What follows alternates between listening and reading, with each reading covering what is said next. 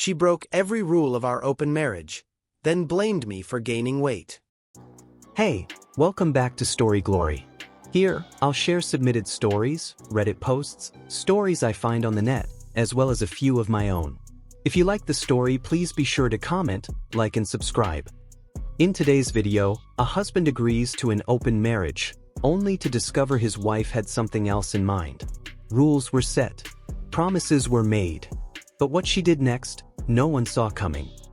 I, 38M, have been married to my wife, 36F, for 10 years. She's been my partner, my best friend, and the person I thought I could trust with anything, until she asked to open our marriage. 3 years ago, she brought up swinging. She said it wasn't because she was unhappy, but that she wanted to explore new experiences with me, not behind my back. I was blindsided. It hit me hard. I questioned my value, my attractiveness, whether I was failing her somehow. But she was patient. We talked, cried, argued, went to therapy. Eventually, I agreed. Not because I was dying to try it, but because I loved her and wanted to grow together. We set clear boundaries to protect our relationship. No solo play, everything happens together. No emotional attachment. No kissing, that level of intimacy stays between us. Protection always. No exceptions. First, it worked. We played with a few couples. We stuck to the rules. We felt more adventurous, connected.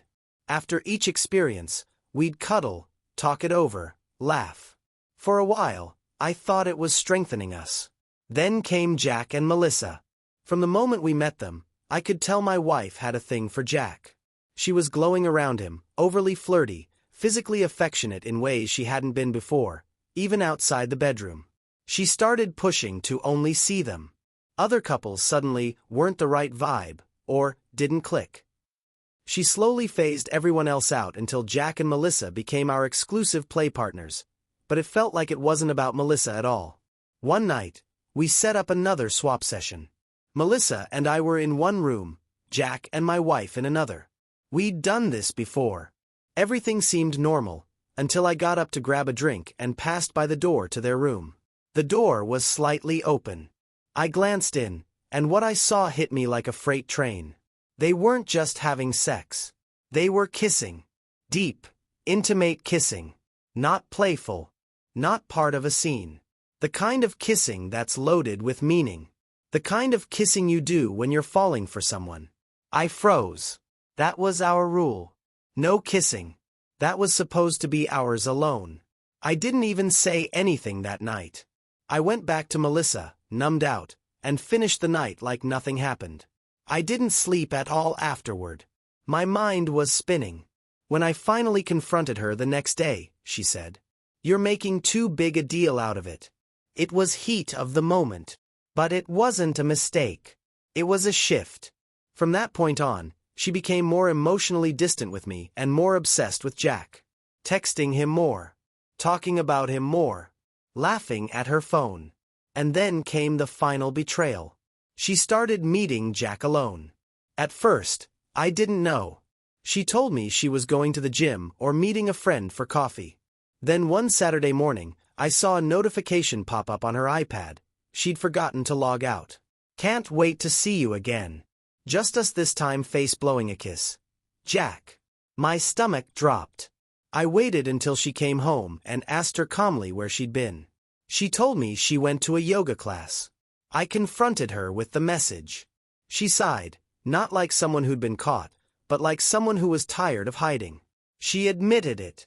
They'd been meeting up casually for a couple weeks. Just to talk at first. Then it just happened. Again. "We have chemistry, okay?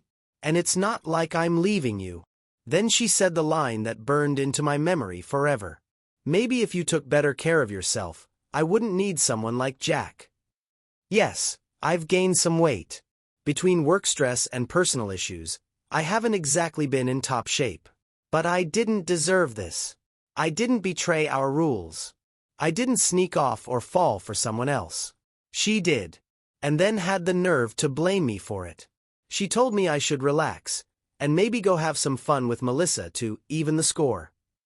Like betrayal is something you balance out instead of take accountability for. I didn't yell. I didn't cry. I just shut down. She asked for space, and I gave it to her. She took that space and went to spend the weekend at Jack's. Now for the top comments. User Real Rider says, kissing during sex while you're swapping? That's not an accident. That's full emotional betrayal right in front of you. User Bandai says, she phased everyone out except Jack. That wasn't about exploration. That was about setting the stage for an affair. User Fist by Fire says, you didn't lose her because you gained weight. You lost her because she was selfish. Keep healing. You're not the one who broke anything. Now for the update. So, I moved out. Quietly. No drama. No arguments.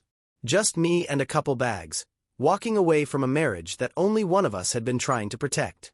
She's still with Jack. Apparently, she's basically living with him now. Our mutual friends are divided. Some say she found her true connection. Others quietly reach out to tell me I deserved better. She texted me recently. I still love you. I didn't mean for it to go this far. But she never apologized for lying. Or sneaking around. Or making me feel like I wasn't enough. I've started therapy. I'm back in the gym. I'm journaling, healing, slowly finding myself again. And I've realized, I didn't fail. I didn't break our rules. I didn't cheat. I trusted her. I gave her my heart, even when I wasn't sure swinging was right for me. And she shattered it. Was this swinging gone wrong, or just a long con for cheating? Did OP ever stand a chance, or was he being emotionally replaced the entire time? Thanks for tuning in to Story Glory, where every story leaves a mark. If you enjoyed this one, give it a thumbs up and subscribe for more tales that captivate, inspire, or just make you think. Got a story suggestion or something to share? Drop it in the comments. Until next time, keep the stories alive.